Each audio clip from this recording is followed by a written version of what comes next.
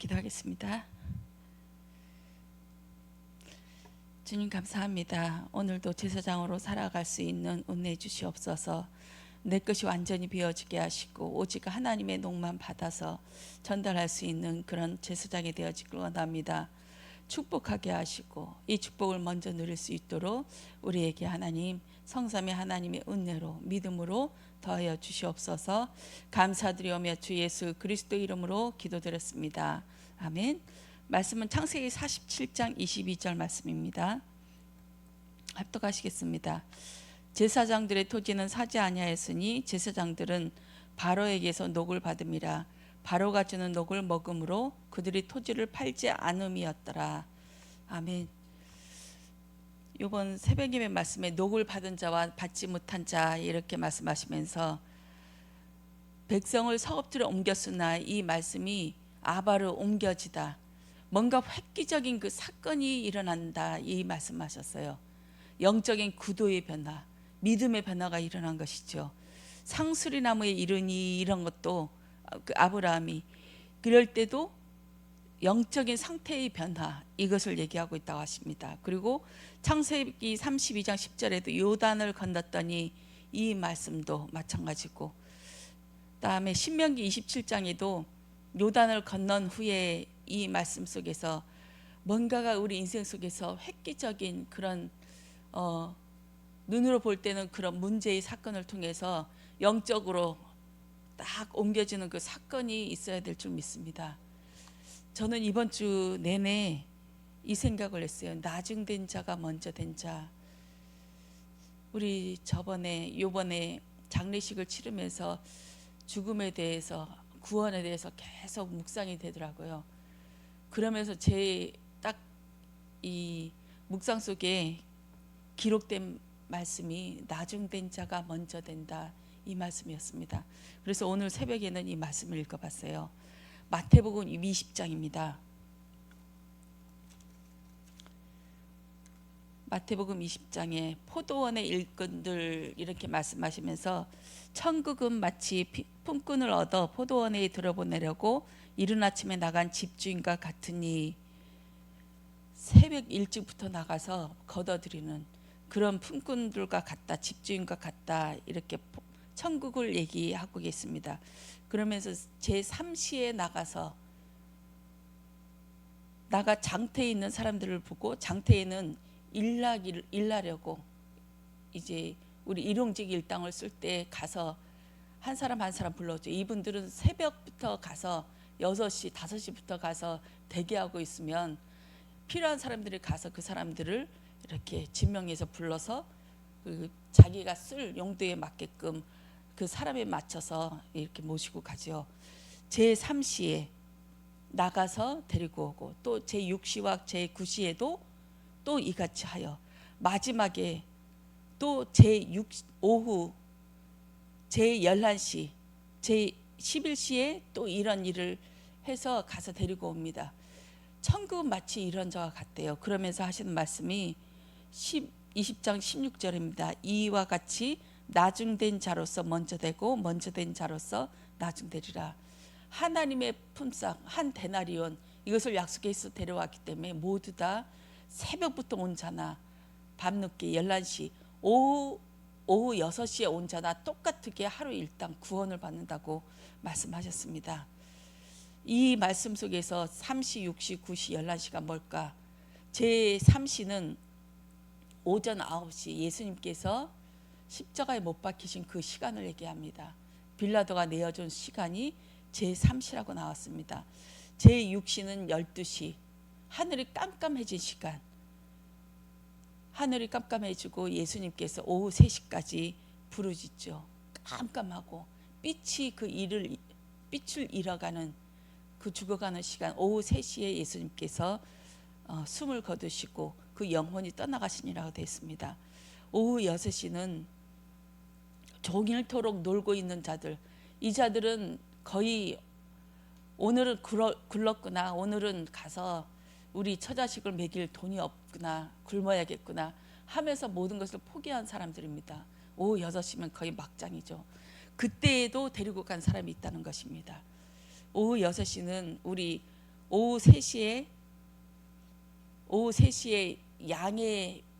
양을 잡는 그 시간이 오후 유월절 양을 잡는 그 시간이죠. 예수님께서 그 시간에 돌아가셨고 오후 6시는 그 피를 바르고 유월절의 시작이 오후 저녁 6시부터 시작되죠.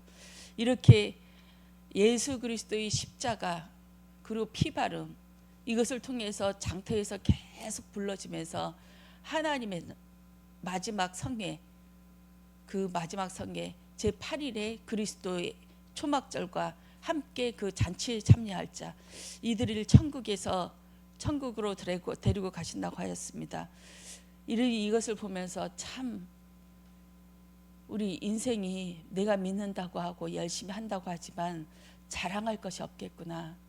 나중된 자가 먼저 될 수 있고 또 먼저 된 자가 또 구원 못 받을 수도 있고 이렇게 하면서 제 마음에 계속 일주일 내내 근심되고 고민하고 기도했던 것이 구원에 대해서입니다.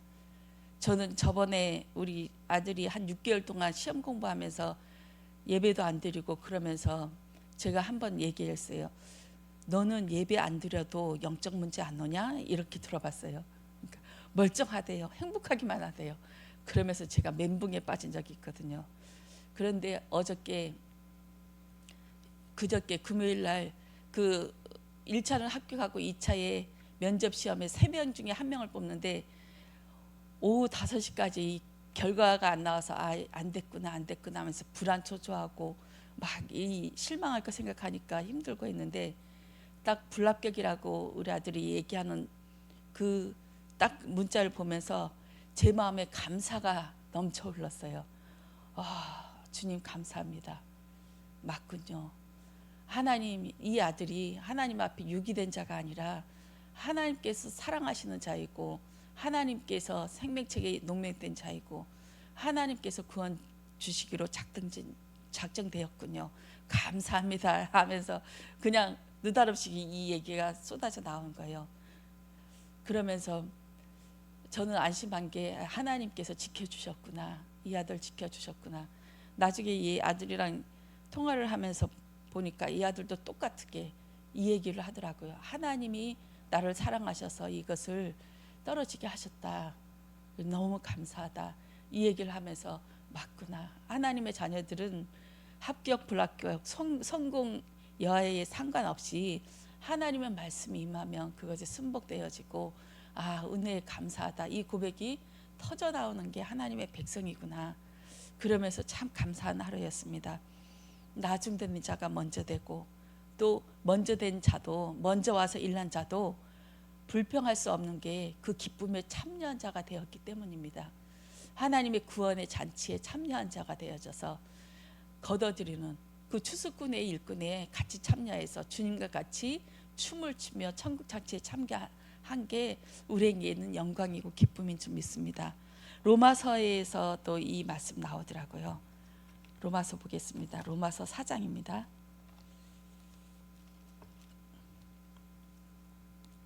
4장 5절입니다. 이를 아니할지라도 경건하지 아니한 자를 의롭다 하시는 이를 믿는 자에게는 그의 믿음을 의로 여기시나니 일한 것이 없이 하나님께 의로 여기심을 받은 사람의 복에 대하여 다윗이 말한 바 불법이 사함을 받고 죄가 가리어짐을 받은 사람들은 복이 있고 주께서 그 죄를 인정하지 아니하실 사람은 복이 있도다 함과 같으니라. 복이 어디서 붙었냐? 할례 받아야 복이냐? 구원받냐? 아브라함이 할례를 받아서 복 받았냐? 하면서 어떻게 아브라함이 믿음의 조상이 되었냐? 하면서 계속 이 얘기를 하죠. 일하지 않고 하나님께서 은혜로 구원받기로 작정되어서 옮겨진 자, 하나님의 은혜가 입은 자, 우리가 할 거 아무것도 없이 그 구원의 여정에 하나님께서 토기장이로 귀 쓰일 그릇과 막술 그릇과 이것을 하나님의 신 토기장이 마음대로 만드시지 우리는 선택받은 것에 대해서 정말 할 말이 없다. 하나님의 은혜입니다. 이것밖에 할 것이 없는 줄 믿습니다. 오직 13절에 아브라함이나 그 후손에게 세상의 상속자가 되리라고 하신 언약은 율법으로 말미암은 것이 아니요 오직 믿음의 의로 말미암은 것이니라. 우리의 의는 하나님의 언약 때문에 이뤄가고 있는 줄 믿습니다. 하나님의 집요한 사랑, 하나님의 집요한 사랑이 있기 때문에 하나님은 우리를 끌고 가시는 줄 믿습니다. 아마겟돈 전쟁에서 7째 대접을 쏟을 때 공기 중에 이것을 쏟아버리시죠. 그러면서 공기 중에 쏟았다, 그러면서 다 이뤘다 하시는 그 하나님의 말씀이 저는 계속 그 말씀이 묵상되어졌어요.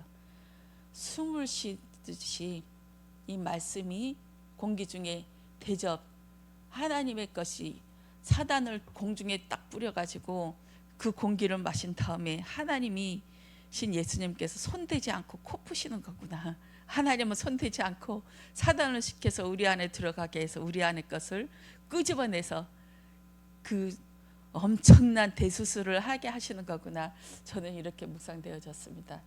참 하나님 정말 멋집니다. 사단을 시켜서 당신은 손도 안 대고 그 일을 행하시니. 그러면서 또 묵상되어진 게 욥기서입니다. 욥기서에 보면 하나님이 이런 대목이 있어요. 사단에게 욥을 자랑합니다. 저는 이 대목이 정말 짜증나더라고요. 만약에 우리가 귀한 것이 있으면 저 도둑놈 강도한테 안 보이게, 눈에 안 보이게 꽁꽁 숨겨놔서 이중삼중으로 숨기고 또 방에다가 문을 걸어 잠그고 보지 못하게 해야 될 것인데, 하나님은 사단 마귀가 어떤 자인지 알면서 욥을 꺼내버립니다. 욥을 그냥 던져버리십니다. 던져버려서 이것을 해부해봐라, 욥의 것을 끄집어내봐라 하면서 여유롭게 탁 줘버리는 그 하나님의 냉철함이 정말 야 잔인하구나 이런 생각이 들 정도였습니다. 공기 중에 사단을 풀어놓아서 우리한테 숨을 쉬게 하고 이 숨을 통해서 우리 안의 것을 끄집어내는, 이것을 사단을 시켜서 역사하게 하시는 거구나. 사단은 철저하게 해부해서 인정사정 보지 않고 완전히 마취제도 안 뿌리고 그냥 해부해서 그것을 끄집어내버리죠. 그 속에서 불을 통과한 자, 그 연단을 통과한 자가 유리바다에 서 있는 줄 믿습니다. 이럴 때 지진이 나도 성이 세 개로 쪼개지면서 갈라져도 흔들리지 않는 그 단단한 자로 하나님이 우리를 서게 하실 줄 믿습니다. 이것이 믿음의 장성한 자로 이끄시는 하나님의 방법입니다. 저는 출애굽기 지금 25장을 읽고 있는데 이 말씀 속에서도 성전을 지을 때 하나하나 그 나무는 여기서 여기까지 몇 미터를 하고 폭은 이렇게 하고 몇 개를 맞추고 또 성막에 덮을 중거개를 성막을 덮을 그 천막을 할 때도 똑같게 10개를 만들고 50개 구멍을 뚫어서 하나씩 연결하게 하고 또 나머지 남은 것은 뒤쪽으로 내려가게 해라, 몇 미터 내려가게 해라. 아주 꼼꼼해요. 조금도 틈이 없어요. 하나님은 그냥 설렁설렁한 하나님이 아니시더라고요. 이 출애굽기 성전 만드는 그 성막을 만드는 그것을 보면 참 잔인하고 정말 치사반사할 만큼 하나님은 치밀하고 정말 거침이 없고 조금도 봐줌이 없구나, 이것을 보게 되어졌습니다. 그러면서 저는 또 이 말씀에 은혜를 받았습니다. 출애굽기 21장입니다. 다 넘어가다가 이 말씀에 탁 걸리더라고요. 이 말씀이 어떤 말씀이냐면 출애굽기 21장입니다. 폭행에 관한 법, 사람을 쳐 죽인 사람을 어떻게 해야 되는지 이것이 나오는데 21장 12절에 사람을 쳐 죽인 자는 반드시 죽일 것이나 만일 사람이 고의적으로 한 것이 아니라 나 하나님이 사람을 그의 손에 넘긴 것이면 내가 그를 위하여 한 곳을 정하리니 그 사람이 그리로 도망할 것이며, 이 말씀 속에서 고의적으로 한 것이 아니라 하나님이 사람을 그의 손에 넘긴 것이면 우리가 부지 중에 살인했다고 하죠. 부지 중에 살인한 것도 하나님이 그 사람을 넘겼다, 이렇게 저는 받아들여졌습니다. 하나님이 넘겨버리신, 우리가 부지 중에 실수로 그 사람을 죽이게 한 것일지라도 하나님이 한 것이다, 이렇게 하는데, 이 사람을 한 성에 예비하리니, 그것을 우리는 도피성이라고 얘기합니다. 도피성에 보면, 도피성은 하나님 민수기에서 나옵니다. 민수기 35장.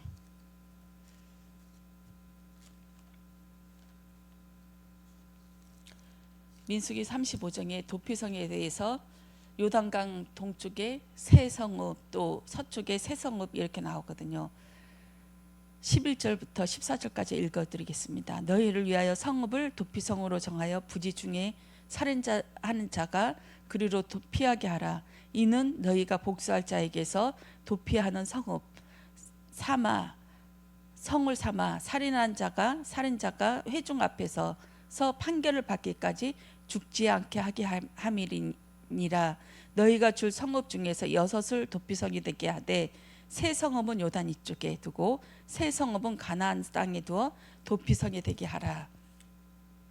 이렇게 하면서 마지막에 25절입니다. 피를 보복하는 자의 손에서 살인자를 건져내어 그가 피하였던 도피성으로 돌려보낼 것이요, 그는 거룩한 기름 부음을 받은 대제사장이 죽기까지 거기 거주할지니라. 그리고 28절에도 이는 살인자가 대제사장이 죽기까지 그 도피성에 머물러야 할 것임이라. 대제사장이 죽은 후에는 그 살인자가 자기 소유의 땅으로 돌아갈 수 있느니라. 저는 이 말씀 속에서 대제사장이신 예수 그리스도가 십자가의 죽으심으로 우리는 죄사함 받고 자기 성으로 돌아갈 수 있고 원래 고향으로 돌아갈 수 있는 그 희년, 안식년, 이것을 선포하셨지 않나, 이렇게 저는 묵상되어졌습니다. 그런데 저는 지금까지도 계속 나는 부지 중에 살인한 것이 없어 하면서 안심하였는데, 오늘 또 이 말씀을 계속 꼬리 물고 가다 보니까 마태복음 5장까지 갔어요. 마태복음 5장에 하나님이신 예수님께서 살인한 자가 어떤 자인지 고발해 버리십니다. 이것을 성경에는 처음에는 이렇게 십계명의 출애굽기 20장 13절처럼 살인하지 마 하면서 십계명을 하셨고, 그 다음에 출애굽기, 그 다음 민수기를 통해서 부지 중에 살인한 자 하시면서, 다음에 마태복음 5장에서 예수님께서 율법이 어떤 건지, 나는 율법을 완성하러 왔다 하면서 살인한 자가 어떤 사람인지 고발해 버리십니다. 이 점진적인 구성으로 점점 그것을 자세하게 보여주는 그 방식이라고 말씀하셨습니다. 마태복음 5장에 보면 노하지 말라만 할게요. 옛사람에게 말한 바 살인하지 말라, 누구든지 살인하면 심판을 받게 되리라 하였다는 것을 너희가 들었으나 나는 너에게 이르노니 형제에게 노하는 자마다 심판을 받게 되고 형제를 대하여 라가라 하는 자는 공회에 잡혀가게 되고 미련한 놈이라 하는 자는 지옥불에 들어가게 되리라. 저는 어저께도 살인했습니다. 어저께 욕했거든요. 이 멍청한 18 하면서 그렇게 욕을 했거든요. 어저께도 저는 살인했습니다. 저는 부지 중에 살인한 자였습니다. 우리는 끊임없이 부지 중에 살인하고 간음하고 음행하고 그런 자입니다.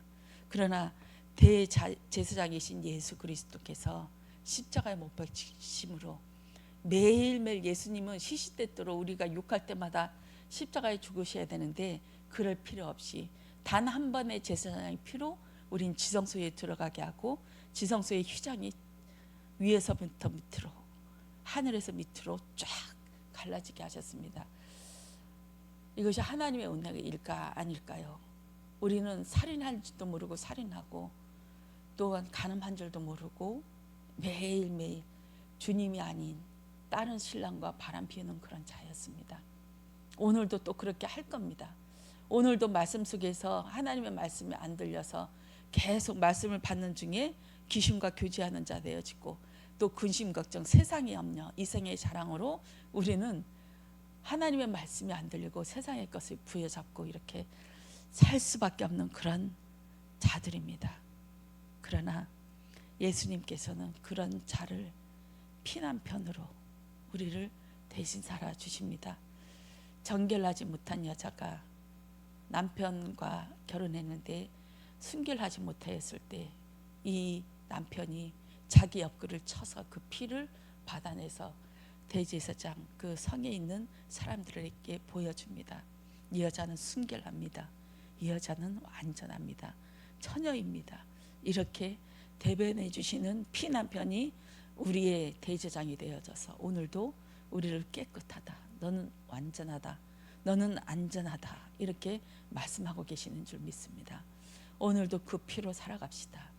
대제사장이 죽으심으로 인해서 우리는 원래의 자리, 하나님의 자리, 천국의 자리로 옮겨진 바 되어진 줄 믿습니다.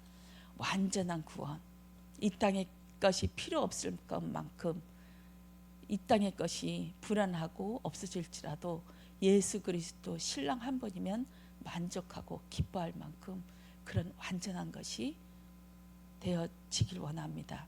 옮겨지길 원합니다. 성읍으로 옮겨져서 우리 그리스도의 피에 참여한 자 되어지고 하나님의 백성으로서 그 포도원의 잔치에 참여하는 그 일꾼으로 삼아지길 원합니다. 우리 여름선교 학교가 포도원의 그 잔치에 참여한 자가 되어져서 주님의 기쁨에 같이 기뻐하며 같이 애통하며 같이 가난해지며 그런 하나님 천국 잔치가 이루어지길 원합니다. 기도하겠습니다. 주님 사랑합니다. 우리가 드릴 건 아무것도 없고 아버지 그리스도의 의 주님께서 주시는 녹 예수 그리스도만 하나님 앞에 드려지길 원합니다. 오늘도 하나님이 주시는 그 녹을 먹을 수 있도록 우리의 영이 하나님 정결케 하여 주시고 우리의 영이 하나님 것을 받을 수 있을 만큼 하나님 완전히 하나님 탁탁 털려지게 하여 주시옵소서. 세상의 모든 염려 근심 다 내려놓게 하시고 말씀을 받게 하시고 말씀을 받아서 하나님 새로운 자로 새로운 양식이 먹어진 자로 하나님의 성에 옮겨지길 원합니다. 오늘도 하나님 함께하여 주시옵소서. 감사드리며 주 예수 그리스도 이름으로 기도드렸습니다. 아멘.